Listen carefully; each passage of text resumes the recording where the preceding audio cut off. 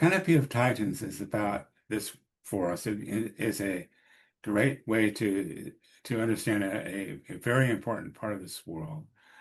This rainforest, 67 million acres of mostly Douglas fir, redwood, Sitka spruce, hemlock. It's growing rapidly, and it's a rainforest. It gets a lot of rain. It's near the ocean, and it's an incredible place. So the book gives an introduction to this rainforest. It tells the story of what happened to it from a number of points of view.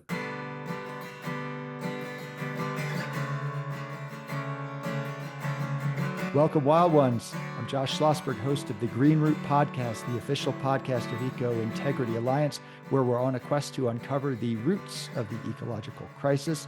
For this episode, our guest is Paul Koberstein. Paul is an award-winning investigative journalist and longtime editor of Cascadia Times, known for exposing the hidden systems shaping environmental policy in the American West. He is author of CANOPY of Titans, which traces the ecological and political forces shaping the great temperate rainforests of the Pacific Northwest, revealing how industry agencies and climate pressures collide in one of the world's most vital carbon sinks. Welcome to the Green Root Podcast, Paul. Thank you, Josh. It's a pleasure to be here. Thank you. Well, as I was saying before to you, I used to live in Oregon. I lived there from 2003 to 2009 doing environmental advocacy work. And I was familiar with your paper, which I would read on a regular basis, Cascadia Times. So it's great to put a face to that excellent newspaper. Now, what's the situation with that paper these days? Oh, Cascadia Times was launched in 1995 as a print magazine, environmental journal, monthly. It became quite a bit of work for a very, very small staff. But we were in print through 2009. Since then, we've been throwing up articles on the internet, on our website, um, on an irregular basis. It depends on how quickly they can be researched and written. But today, my focus is on writing books or long-form journalism for other publications. I do want to give a shout out to my co-author of Canopy of Titans, Jessica Applegate, who did a tremendous job researching, writing, and editing, and making sure this happened. So a big shout out to Jessica. So yeah. That's excellent. Well, yeah, I'm excited to talk about your book. As you know, I'm a writer, but I write eco horror fiction. But as we were saying, it's pretty much all the same thing. So, what is Canopy of Titans? So, that's a nonfiction book? Canopy of Titans is a book about forests and how important and how valuable forests are to the climate. And, if your audience probably knows that forests store a lot of carbon. They're among the world's most important carbon sinks. And the older forests, the old growth and the mature forests over like 100 years old or so, are the forests that store the most carbon and are the most valuable part of that carbon sink. So the book Canopy of Titans is about that issue. It's seen through the lens of the temperate rainforest on the Pacific coast, which is probably the world's greatest forest carbon sink, acre per acre by acre. An acre of forest in this rainforest stores between 3 to 9 times more carbon than an acre in the Amazon, just to give you that kind of comparison. Yes, absolutely. The Cascadia region, as they call it, I was constantly amazed living there. I went years before to Ireland looking for that. And then I found it in the Pacific Northwest. I was like, oh, this is what I'm looking for. This is where the elves probably live somewhere. So yeah, it's an incredible region. And like you said, it is instrumental in terms of any climate protection. Years ago, when I was out there, we put together a conference called Clear Cutting the Climate, which was to bring together the climate and forest science, showing how one of the best things we can do is also one of the easiest. All we have to do is stop doing a bad thing, which is logging, whether that's clear cutting, whether it's high grading, pretty much any form of it, including a lot of what we're dealing with these days, which what they call wildfire fuel reduction, that still emits vast amounts of carbon. But I did also want to mention some of your other background before we talk more about the book. So you used to write for the Oregonian as well. That's true. Yes, I did. I also wrote for a time for Willamette Week, and that's pretty much it. I've done a lot of freelance articles for other publications, but my career, my writing, my journalism career has been here in Portland, Oregon, and in the heart of the great Northwest rainforest. Well, that's great, and we're definitely going to have to talk a little more about the current state of environmental media. But the reason I wanted to bring that up was to ask you, how did your background in journalism, how did that inform your book writing?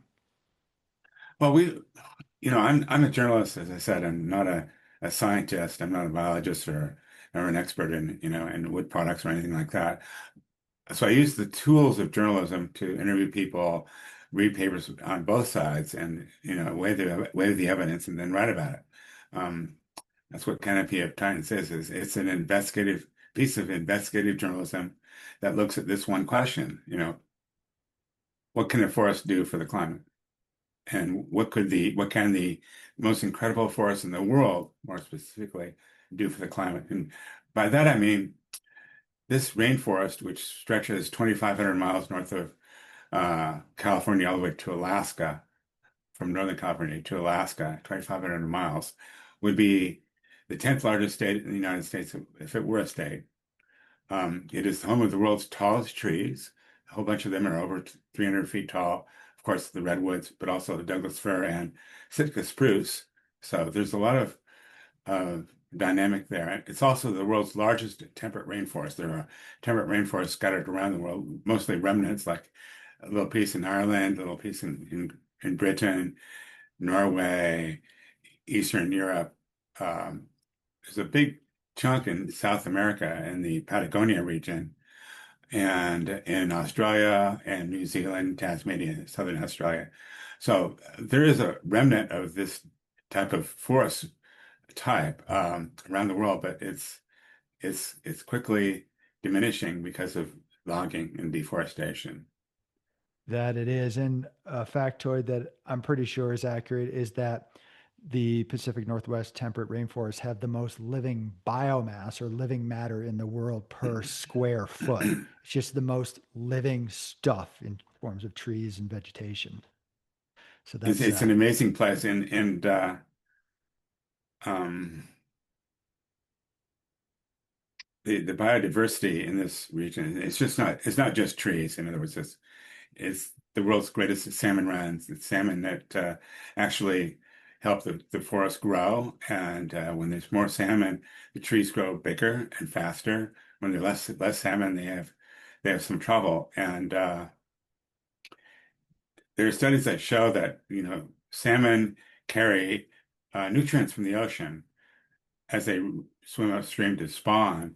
Each I think of a typical 25-pound salmon as being a 25-pound bag of fertilizer that is being carried to to the forest. There's a study out of Alaska several years ago that showed that a tree that is growing near a salmon spawning site will grow 3 times faster than a tree further away.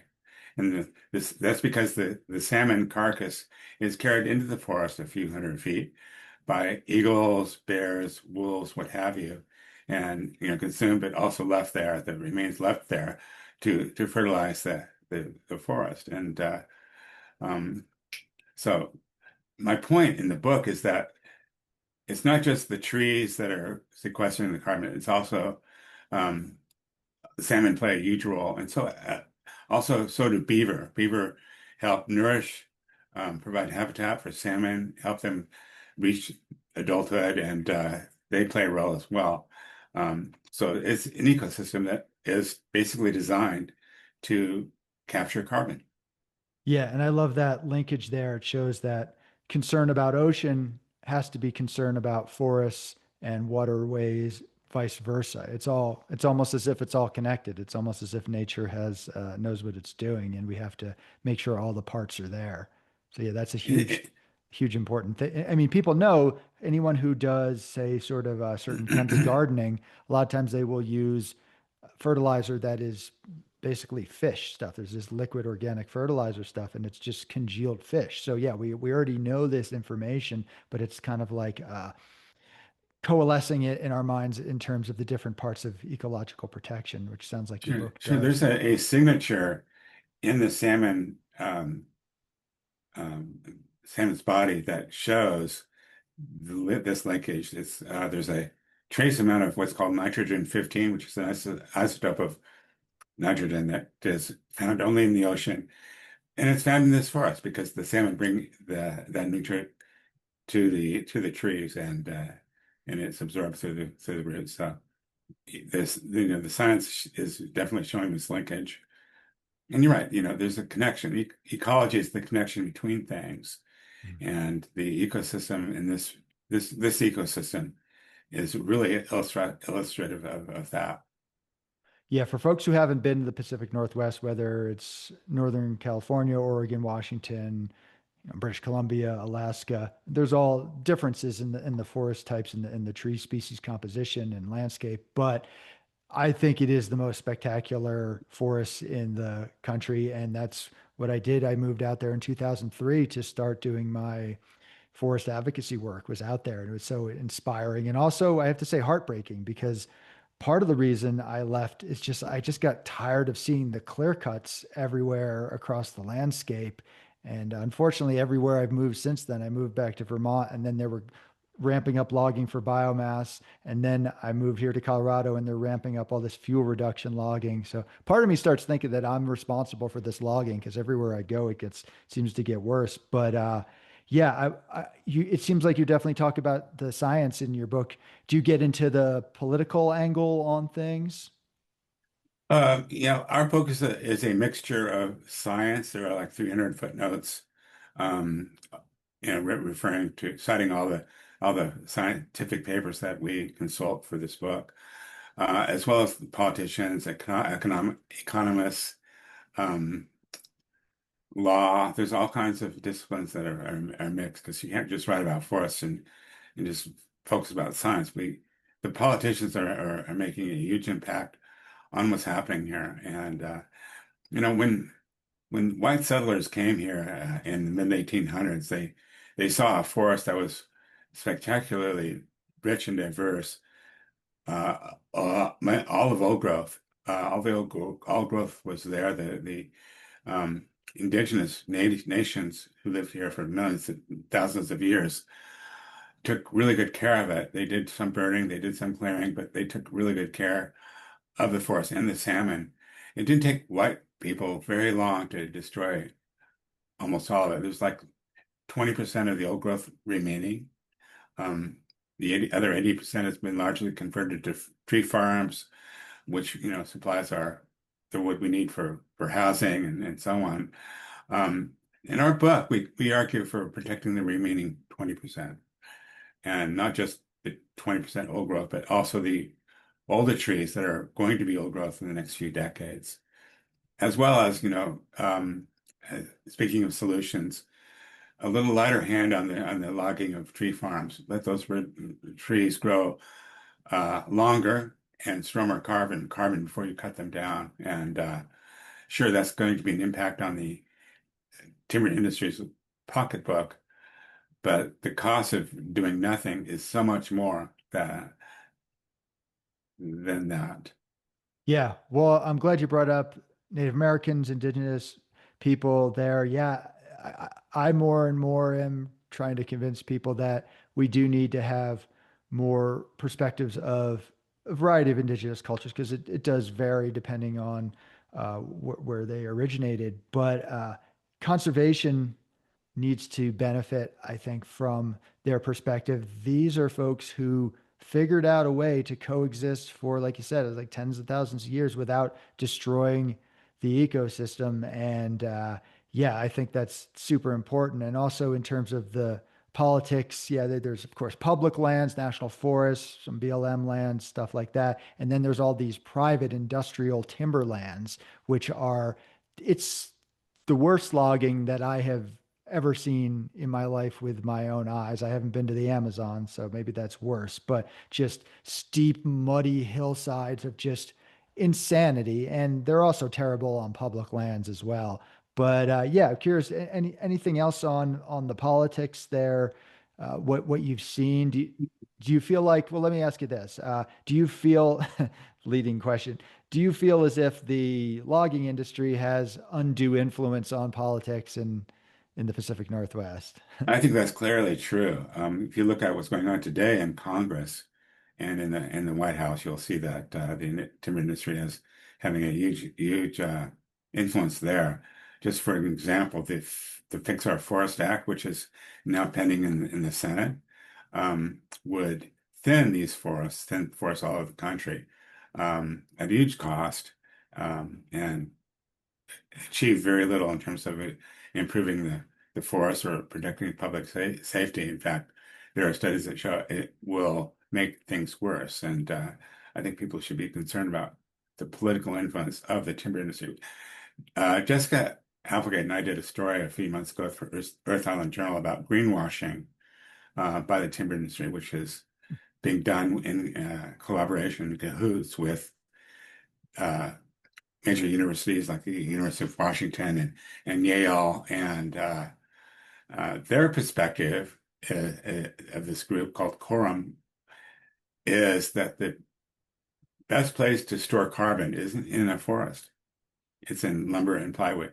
And in order to do that, they get all the math wrong. They ignore huge parts of the forest carbon sink. You know, more than half of the carbon in a forest, in an old growth forest, isn't in the trees, isn't in the living biomass above ground. It's in the dead wood, the snags, the logs on the ground, in the soil, more than half. And this accumulates over time as branches fall and trees fall. And um, a fallen tree, a fallen log in a forest, in this forest, a Douglas fir, for example, can take 1,000 years to decay. That means that for 1,000 years, it's going to store carbon. But if you took that tree and cut it up and made lumber out of it, it would store carbon for 50, 60 years, and then it'll all be gone, or a substantial amount of it will be gone. Um, so the idea that we can log trees and benefit the climate is a canard pushed by the timber industry that is simply just not true. Yeah, and at Eco Integrity Alliance and the Green Root podcast, we pretty much obsess over all those things that you were talking about. And just a few things to add to what I agree with. Fix Our Forest, that Orwellian bill, which frankly I think our listeners, we talk about it all the time, but it's up for a potential vote on the Senate floor really any day. So just to be clear, it is not just thinning. It includes clear cutting, and their thinning involves cutting. Uh, Well, let me add one more thing that your sure. listeners might not realize. So, the Fix Our Forest Act envisions thinning forests to reduce the severity of wildfire and the threat to the public, which it won't do, but that's their PR. Forest Service says that they need to thin a forest every 15 or 20 years to keep up with the new growth and to keep the fuel reduction at a low level. If you cost that out over 112 million acres that the Forest Service says is at risk, Mhm. we're talking about a price tag that approaches $1 trillion Yeah. for very, very little benefit, no benefit really, and probably most likely a negative benefit on both the forest and the public safety. And Yep. you talk about politics of this issue, and it immediately breaks down to just complete BS. Yeah, no, absolutely. And they want to cut, and they are cutting because I've been tracking these projects from Oregon to Colorado across the West as well. They cut mature old growth trees. Even when they're not officially clear cutting, they're basically doing miniature clear cuts. And yeah, it's pretty awful. But what I've come to terms with that, I have a new phrase that deals with all this stuff, whether it's the greenwashing around wildfire and the lies around that, the around carbon, the idea that cutting the forest and turning into lumber. First of all, most of the carbon is already lost in the conversion to lumber. But anyway, or biomass energy, which is extremely polluting and more carbon intensive than even coal, which is awful, of course. So I have this phrase, story and status versus science and sense. So basically, they have this really effective fictional story. As a fiction writer, I'm almost envious of how good their bullcrap is. And then they have the status of like, well, this is the government or this is this important figure. And then the science, and then just basic common sense, like the stuff you were talking about, that doesn't apply. It doesn't even matter anymore. So what do you think about that framing of things? I'm not saying Well, to ignore the science. I'm just saying that this is what's happening. I think you're onto something when you give credit to the timber industry for the really effective PR job they're doing in pulling the wool over everybody's eyes to hide what they're really doing in the forest, and it's really effective from a very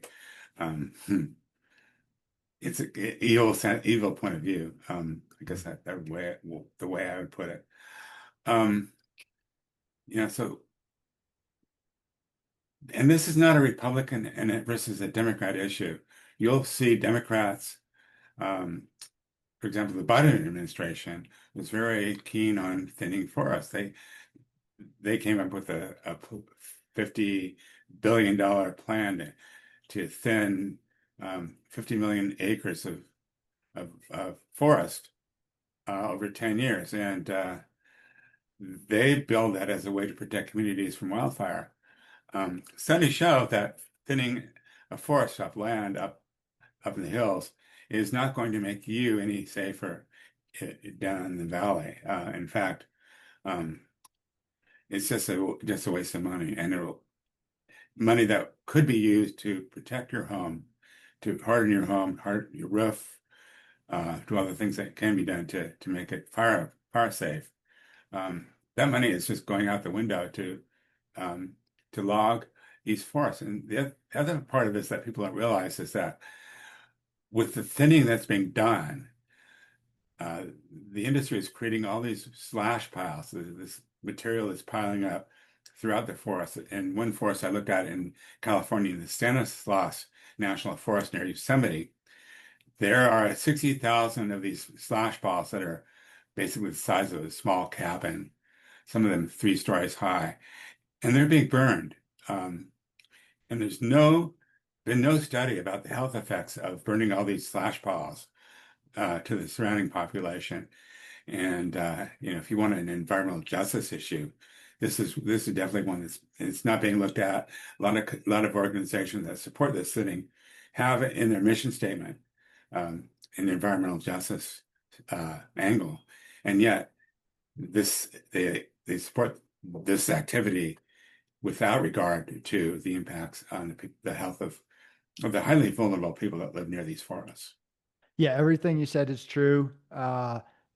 I would argue that it's not just ineffective what they're doing, it's counterproductive. There are many studies showing that heating up and drying out the forests will make fire ignition more likely. Not that fire is bad, but they're actually, if they're trying to reduce it and they're increasing it, what the hell? And then it opens it up to wind, and wind is what spreads to the communities. That's what's dangerous. But the health angle is something that's also really important.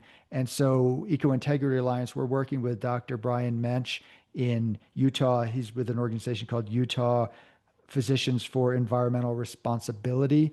And he has a lot of concerns about the burning and the health impacts. So I think you're right on with that. It's an environmental justice issue, just like biomass energy burning, which tends to be concentrated in lower income communities and some communities of color as well. This whole issue of biomass burning is one I've been writing about too. Um, as you probably know, there's a company called Drax out of Great Britain that has been trying to open up forests in the Northwest, in this rainforest particularly, to um, turn it into wood pellets to be exported to Southeast Asia and Europe. And there was a proposal in California that was killed last year, simply because of community opposition. People rallied. 50,000 people wrote in and complained about this, and and then some of the county, very conservative county commissions did as well. It's, without subsidies, burning wood, turning wood, our forests into energy to be exported to other continents is not possible without big subsidies from government. And some of these subsidies are being rolled back. But there are still two proposals in Oregon and Washington to do this, one in Hoquiam, Washington, and the other in Goose Bay, Oregon. So we'll see what happens. But if those projects aren't subsidized, they won't happen. Yeah, absolutely. And I first became an environmental pariah when I started opposing biomass energy around 2005, because a lot of folks, even in the environmental community, were saying, well, but this is an alternative to fossil fuels. Do you love fossil fuels? I'm like, no, I don't support fossil fuels, but I also don't want to just do another bad thing. Let's look at energy consumption, things like that. But what was unfortunate was there was a lot of big environmental groups who were very much supporting biomass. So we were getting our butts kicked for a while, being smeared. And then finally, it seems like those groups at least backed off. And in fact, a lot of them then started to oppose it. People like Bill McKibben, who was a supporter of biomass energy, he then turned his opinion around and started going against it. And we're seeing this same thing, the same pattern in terms of what I call wildfire pretense logging. So this fuel reduction stuff, we call attention to it. We're attacked as being somehow like anti-forest. A lot of the big conservation groups and even some of the small ones are not just not speaking out against it, they're actively advocating for it. We have a group here in Colorado called Conservation Colorado, and they're part of a ballot initiative that we're hoping they step away from, that would actually get more funding to do more logging on top of the historic levels of logging that are going on right now, biggest logging projects we've ever seen in roadless areas, endangered species. So everything's kooky and doesn't make sense anymore. Even the term conservation and conservation groups, I mean, the Nature Conservancy, the biggest supposed conservation group in the world, is mostly just a working lands management group at this point. So It's I, a timber and oil and gas company. yes, I want to jump on one of the things that you mentioned. yeah. People say, burning wood for power is an alternative to fossil fuel. That's true. It is an alternative. Um, it's a worse alternative. And by that I mean burning burning wood pellets for energy is between 20 and 40% more polluting, more carbon polluting than burning coal. Um, it's also an emitter of other types of pollution, um, hazardous air pollutants like formaldehyde, acrolein, 2.8 times, I've done the math, 2.8 times more um, emissions of all of these pollutants than coal. To for an environmental group to support biomass is just simply crazy, because it's not a renewable form of energy. People say, well, it's renewable because you cut down the trees and they'll grow back. They'll grow back in another 120 years, um, or they'll be cut down and won't grow back at all. The point is, it's not renewable, and it's far more expensive than real renewable sources like solar and wind. So any group that supports biomass energy as an alternative or as a Mhm. environmental solution is just full of BS. Yeah, and unfortunately, it's intrinsically linked to fuel reduction logging, because basically part of their whole narrative is like, well, we have to cut the forest down anyway because of wildfire, and now we'll use it for biomass. So basically, anyone who's supporting or not opposing the fuel reduction is tied into the biomass stuff. It's a real mess, and that's why I did a recent podcast saying those of us who are actual ecosystem and wildlife advocates might have to drop the term that we're a conservationist because that's been just so polluted and diluted, where leave that to them and then say, oh no, we're not conservationists. That's not even relevant anymore. They're just splitting the baby. We're doing something else because they've just polluted the waters in that regard. Well, when they thin a forest, they leave behind a lot of debris. In California, I did the research. There's a figure from the Forest Service. They generate 7.3 million tons of debris every year from thinning. And the idea that you can take that debris and send it to a wood pellet manufacturing plant and export it to across the ocean is simply not economic. I mean, you can't do it. It's very expensive to haul that out of the forest, and no one's doing it. And therefore, it's being burned on site. It's being burned on site. Some of it's being trucked to the existing extremely polluting facilities. They haven't been super successful at trying to build more. Colorado built one here, and I forget exactly when, maybe 2010, and they had to shut it down. I'm not 100% sure why. I think they ran out of stuff to cut. Who knows? But I did want to ask you about this because you are central in terms of environmental media and being very knowledgeable about science and the politics of this. And I call myself a former journalist. In some ways, I do some versions of journalism. You can, debate whether it's advocacy journalism, whatever. Most of what I do is advocacy, and I make that very clear. But what I wanted to ask you is, what has been your experience in terms of media accurately covering these issues, particularly around forests, maybe wildfire, biomass, all the above? What's your take on that? I would like to, first of all, focus on this word advocacy journalism because, I think people misunderstand what you mean. Okay. Advocacy journalism, I mean, if you are a crime writer, let's say you're covering a murder, you're not going to be sitting there wondering, well, do I support the idea of murdering people or not? Am I going to be neutral about that? You're not. You're not going to be neutral about murder. And the same with the environment. We're not neutral about whether the planet should be destroyed by, burning fossil fuels or whether we should take steps to reverse that. So let's be very clear when we say we're advocating for something, regardless of whether we are a crime writer or an environmental journalist. We are advocating for some, or a business writer. Um, the difference, though, is, I mean, the key part of this is that you are still going to look at both sides. You're not going to report both sides equally because the one side might be lying, and you need to point that out. But you have to look at both sides, talk to people on all sides, be a journalist, but write it in a way that makes sense. Write it in a way that does not give equal weight to the bullshit and the facts. Um, uh, you don't. It's called whataboutism, or whatever you call it. Point is that a journalist does not just report facts as every fact being equal.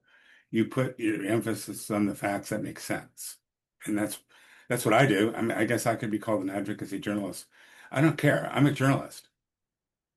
No, that's really well said. And yeah, I think that's a fair discussion to have. And I pretty much agree with what you're saying there. I respect those who put it out there like, look, we're doing environmental journalism here. What I don't respect is these media outlets. There's one here in Colorado. It's pretty much the worst I've ever seen in 25 years of doing this work. They're called the Colorado Sun, and they pretend to be a balanced media source, but they are just straight up not just one-sided logging industry, but propaganda, disinformation. They attack members of the conservation community. I don't want to get too far into that specific aspect of their coverage because I'm actually engaged in legal action on it.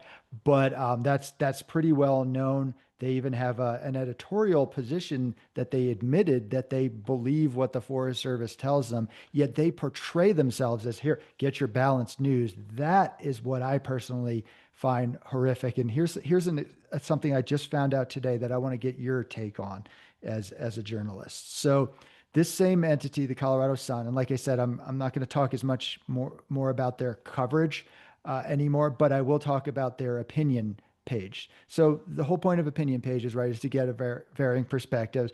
Obviously, you don't necessarily run everything anyone has to say. You got to have some basic standards, but for the most part, let's get a variety of perspectives. So, Colorado Sun, I know this for a fact. Over about the last 5 months, they rejected 7 out of 7 opinion pieces from 7 different members of the scientific, forest management, and conservation community because, well, clearly because it critiqued logging. So we're talking about he is definitely the most eminent uh, forest ecologist, scientist who has published peer reviewed studies on wildfire and forests in this particular state. His piece was rejected. Uh, a forest management analyst of 40 plus years who has a lot of concerns about this, his piece was rejected. All these people sent this to me. I know of multiple other folks, conservationists, longtime conservationists with great track record. All of their pieces were rejected out of hand. And this is also what the editor told one of them. They said, we don't run pieces. So there was one submitted by this forest management analyst on this Fix Our Forest Act, right? And so this is being introduced in the Senate by Senator Hickenlooper, who is here in Colorado. So Mhm. what the opinion editor said in the email, because I saw it, it was sent to me, said, "Oh, I'm sorry, but we're not going to run pieces on Fix Our Forest because it's not related to Colorado. It is federal," which that's a weird thing to say because the person's in Colorado. This would affect Colorado, but okay, if they had that consistent. But guess what? A couple weeks later, they ran a piece on Fix Our Forest by an elected official whose county is doing some of the most aggressive wildfire fuel reduction that I've ever seen in my life. So they're actually actively, I mean, I'm going to state this because that's what there are certain words that mean things. So that's dishonest to say that you're not going to run a piece because it's not relevant. And then you run a piece from somebody who promotes logging. So, anyway, have you heard of something that blatant before at a media outlet that pretends to be unbiased? No, I think most media outlets are less um, obvious about what they're doing. It sounds I'm not familiar with the Colorado Sun. I've never read it. I'm familiar with another publication that in Colorado called the High Country News, which does a different kind of uh, take on these things. They're Not pretty always bad on not this as always well. good. They're very Yeah. pro thinning, Yes, and um, I don't really want to say anything more about them, I get it. but my point is that a publication that treats its readers like you described the Colorado Sun is doing obviously has no respect for the intelligence of its readers. Otherwise, it would be more even-handed, at least, about the facts. Yeah. And I'm somebody, as having this background in journalism, I very much support a media outlet getting the Forest Service perspective, getting the logging industry's perspective, even maybe letting them frame it in those terms, as long as they actually make an honest attempt to get another perspective. But yeah, what I've seen in Colorado, we got a lot of entities to report on things. And then we actually, and I'm not going to go too much in this because I've talked about this on the podcast ad nauseum, but we have emails showing journalists sending information from our press releases to these government entities like the Forest Service and County Open Space. These entities saying like just provably false things and basically trying to discourage them from covering it. The media outlets don't even cover the story. And then they end up blacklisting us and never responding to our emails again. So we were actually able to obtain those emails where it appears as if the government is saying, don't cover this, they don't cover it, and then we're just left out of the loop. So have you heard of stuff like that before? Well, my observation is that people who are forest advocates have to fight this battle on more than one front. You've got the timber industry doing its logging, the Forest Service doing its thinning, and you have all of these groups doing their greenwashing. And the flow of misinformation is almost as egregious as the destruction of our forests and our ecosystems. And it's something to really be concerned about. I am, and the truth just is completely lost. I mean, there's so many ways that this has been done. If you just look at what the Trump administration is doing, you know, do they ever traffic in facts? I don't think they do. And my opinion, but I don't think I think there's a paucity of of facts in our public discourse Yeah. and a disregard, blatant disregard of the science.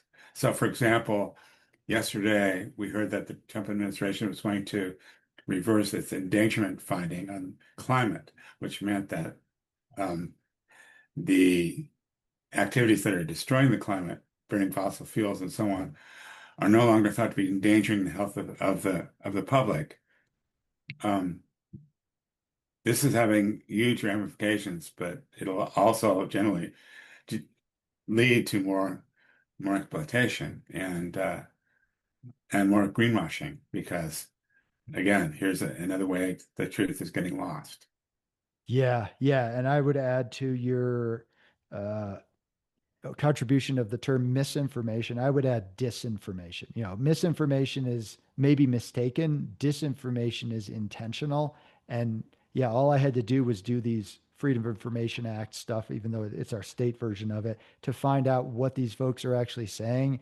I have emails, and I can send you this another time if you're interested, of the industry and agency folks privately admitting behind the scenes, you know what? There is a lot of science against what we're doing, but never admit that publicly.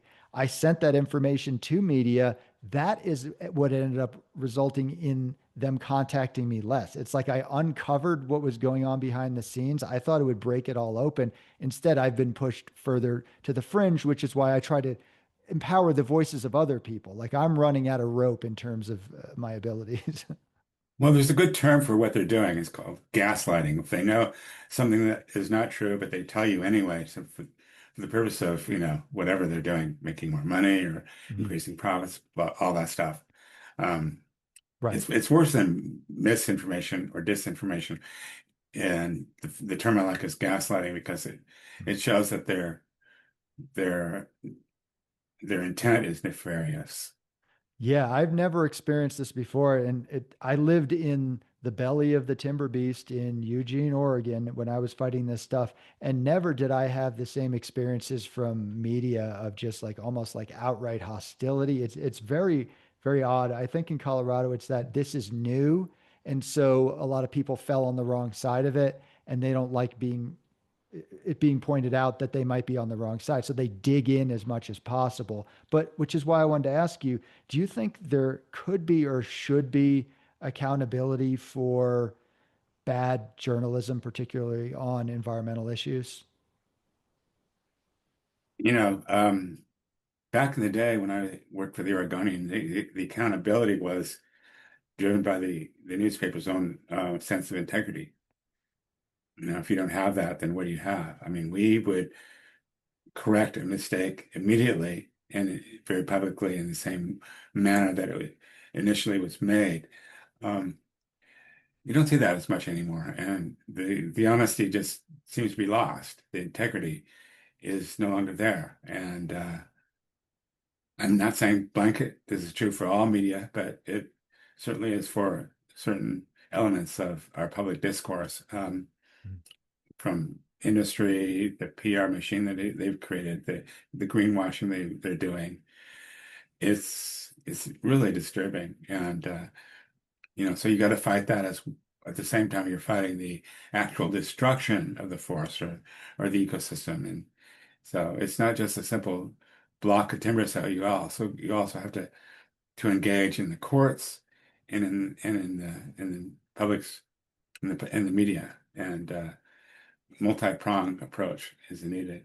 Right. And to me, it's just so upsetting that, I mean, participatory democracy depends on a functioning media. And when you have media outlets that intentionally don't cover stories or just from one side, it's almost like that's no longer an avenue. And, do you think that journalism societies like Society of Environmental Journalists, Society of Professional Journalists, I actually won some awards from the latter. Do you think they should be engaging in holding bad media accountable, or is that just outside of their purview, do you think?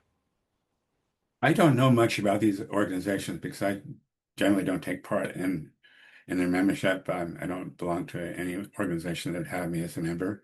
To go to, I think Groucho Marx might have said that. Yes. Um, so I don't know what they can do. I do know that it's up to the individual media outlet to maintain its integrity and hold itself to that standard.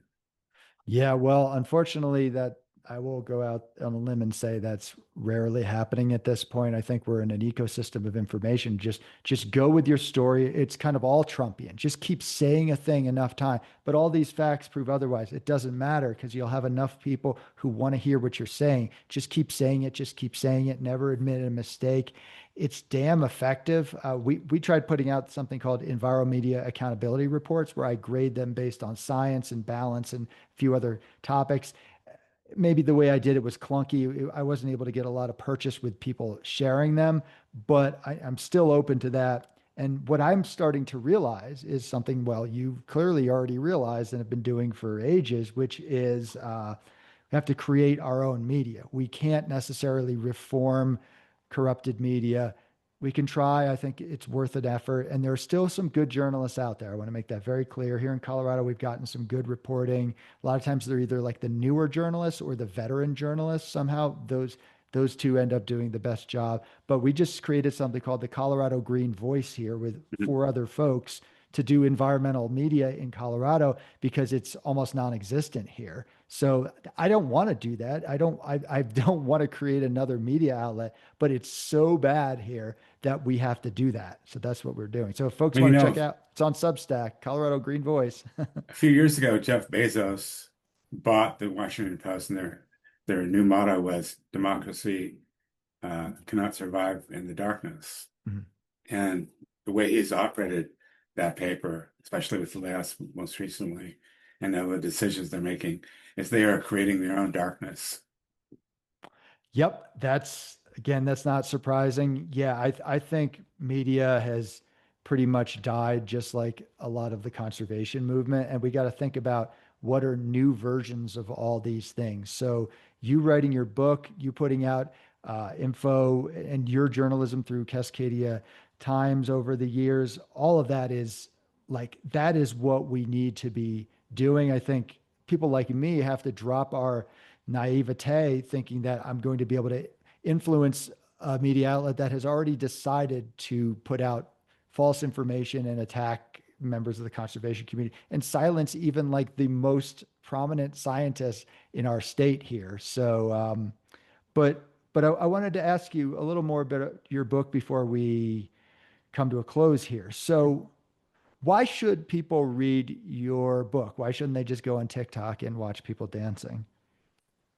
Well, I'm not opposed about going on to TikTok and watching people dance. I don't do it myself, but I'm sure there's a need for that. Um, Canopy of Titans is about this for us. It is a great way to understand a very important part of this world.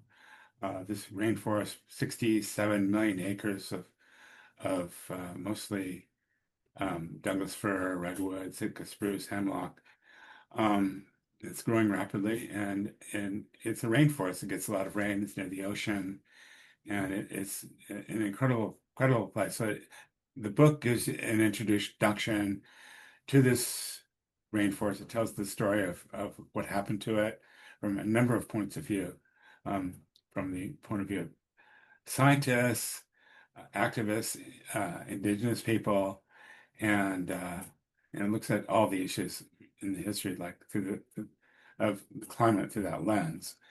Um, the one takeaway from the book is that protecting the forest, protecting old forests, is vital to restoring the climate. You know, people talk about, well, let's find a magic bullet. Let's do some research and invest billions of dollars to find a way to capture carbon and store it. And they've been doing that. The fossil fuel industry has been investing billions and billions of dollars. Exxon, Mobil, BP, all these companies, federal government, the UK, have been investing billions to find this magic bullet.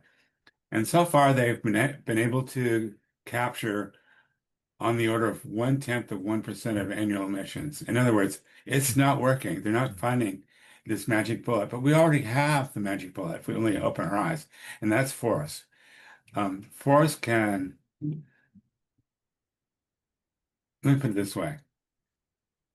We need to stop burning fossil fuels, but if that's all we do, we're not going to resolve this legacy pollution that we've been putting out in the air for 300 years, since the beginning of the Industrial Revolution.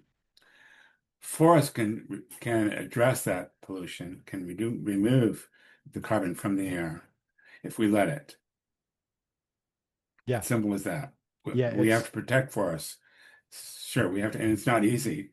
To protect a forest, you have to work at it every day. The timber industry can liquidate a forest in a minute. So it's not easy work. It's hard work. You got to fight the forest. Um, for the timber industry, you have to fight um, on the ground, but you also have to know we have to fight in the media to fight the greenwashing. So that makes it doubly difficult. The timber industry will also tell you that we can plant trees. We can plant 1 trillion trees and solve the crisis that way. Um, it's not working. That won't work either. There's no place to put trees, and they forgot the fact that trees need water. A lot of the places that we could plant trees are dry and arid. Um, there's no substitute for protecting a tree. They say in one of their ads, they've been running on TV here in Portland and the Northwest, that for every tree they cut down, they plant 3 new ones.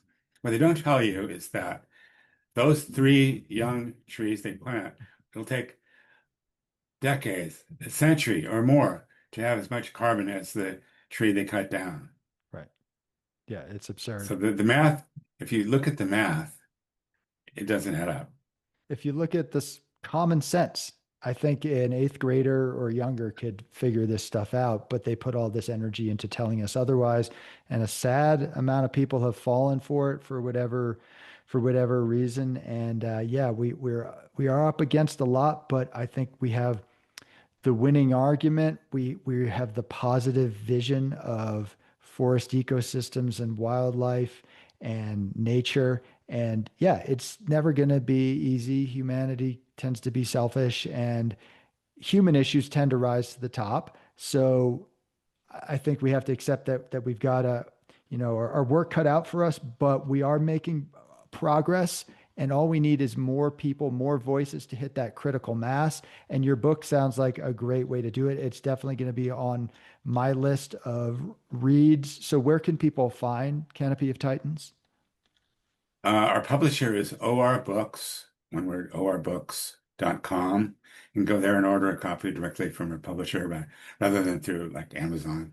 Um, so you can find it there, order it online, and um, yeah, I appreciate the kind words that you're giving a nice plug for our book. And I think it's Of course. important.